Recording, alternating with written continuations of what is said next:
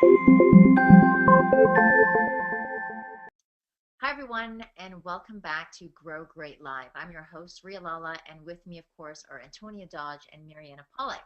Now, this entire month, we've been talking about gender roles in the family.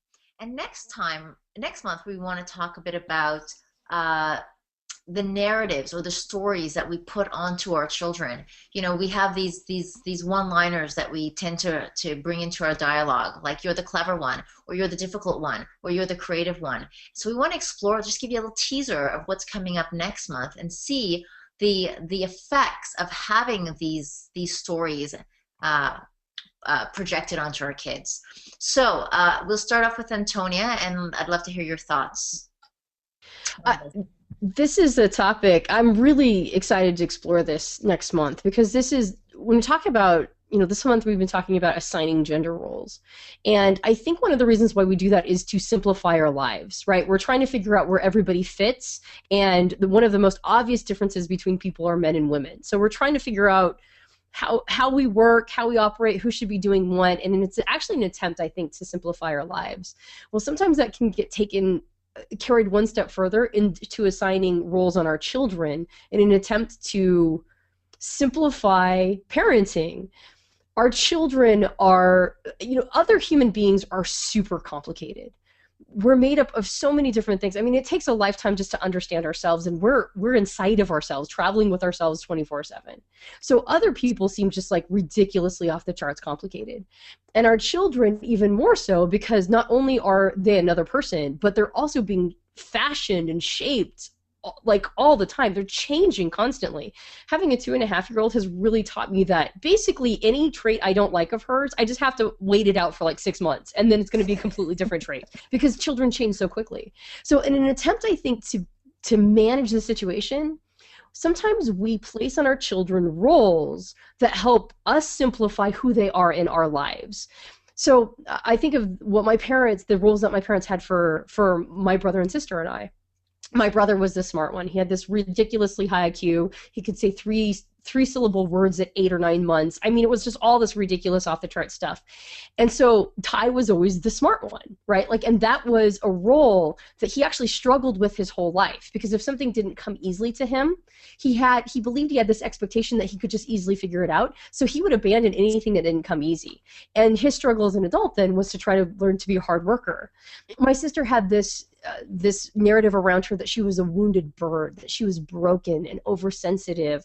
And so she clung to my mother in a way that wasn't healthy for her relationship with her husband at all. And then I was like the baby of the family. So I got this narrative given to me over and over that I was spoiled. So I was always trying to show up and say, no, I'm not spoiled. I have value. Let me serve you. And that was something that I had to figure out all throughout my early 30s on how to let go of. So what I find so interesting about this topic, and why I'm really fascinated to explore it further next month, is what are the kinds of assignations that we're giving to our children, and are we unconsciously assigning them a narrative that's going to cling to them like a barnacle? Or is our attempt to simplify our parenting actually doing some serious harm to the psychology of our children? Absolutely. And, as you talking, with your upbringing and how you grew up, I remembered my parents have two almost completely different narratives for me. My mom always strived for me to be a good wife, which constitute, being, having able to cook really well, for the house to be spotless, to be really respectful towards my husband. On the other hand, my dad had a narrative for me to learn different languages, to learn how to drive a car, to know how to fix things around the house, to, just be all-encompassing, knowledge and whatever. And I couldn't fit in neither of those.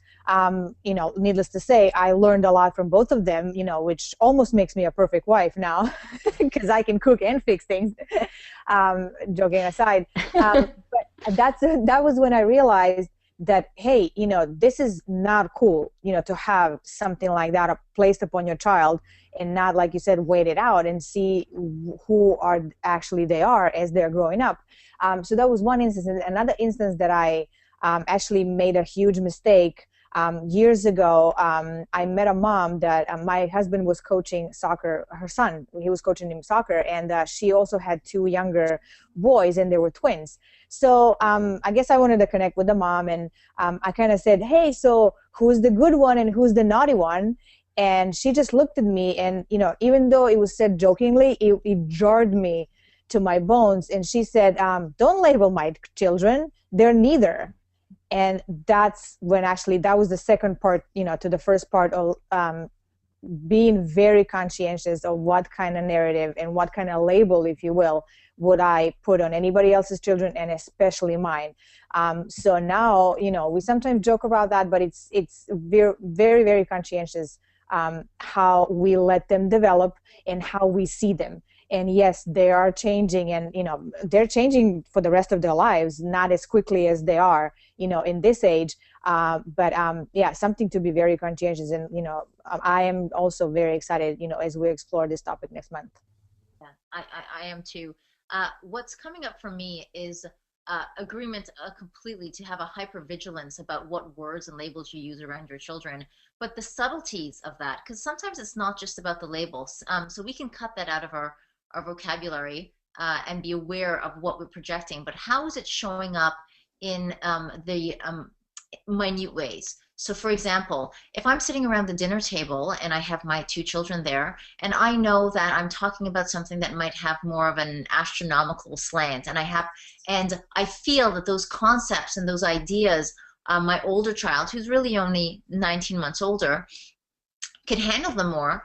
I've noticed as I sit around the table, where does my gaze, where does my husband's gaze, where is everyone's gaze as you're sitting down at a table discussing a topic on, and it could be on anything, and who you look at is sending a message to the other children about who they are and their hierarchy in that structure. So for example, and it doesn't even have to be what you're talking about, it could be, you know, you're going out to fix the brakes. I grew up fixing brakes in my own car. I'm not dead yet, so that's a good thing. No, but I grew up going up fixing brakes in the car, so this is like a non-issue to me. But I'm very aware that if my husband, for example, were to say, "Come on, Luke, I'm going to go fix the brakes, or I'm going to go check the engine," that the fact that because we've had this discussion right off the get-go, we're able to ensure that there's not a role assignment of who is the engineering one and who's the creative one. And hey, Sky, you really want to take a look at this artist? Right there is a subtle way of saying to my son, this wouldn't be something that interests you. This is something for creative types, or this is something that's artistic. That's not you. So as a tip, be very aware, just as for your own personal interest, when you're out at friends' houses or you're out at your own dinner table and company's over, who are you looking at when you speak? Because we tend to look at whoever we're looking for two things. One, some sort of affirmation tends to have our we tend to look for their gaze the most. And also, if we're talking to children, the person who we feel can maybe best grasp the concept, maybe it's the child that we feel most attuned to, maybe it's the child that we feel most familiar with because they're most like us, our gaze might be with them.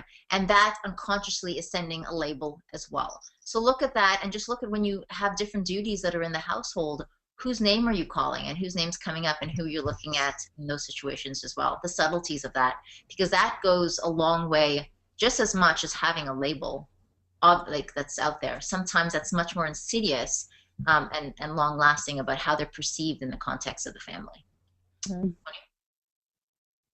No, I would agree. It's actually one of the reasons why I really like to flesh out this conversation, because the first thing that comes up for me is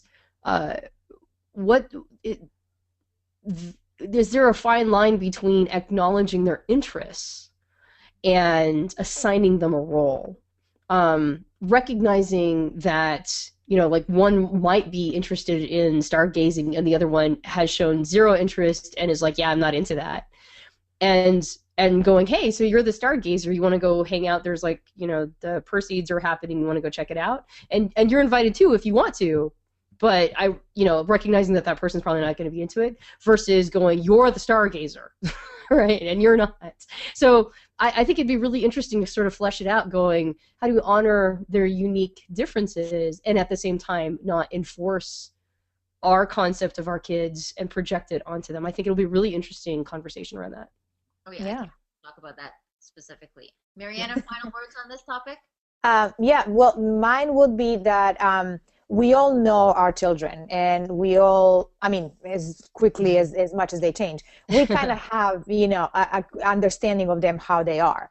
And however, be that as it may, you still want to make an offering of something that might not necessarily be what you think they want to hear or they want to learn about.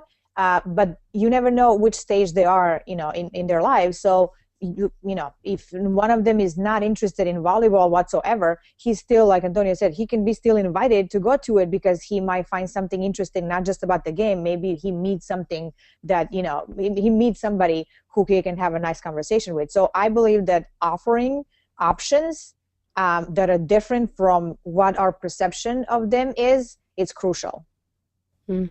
Absolutely.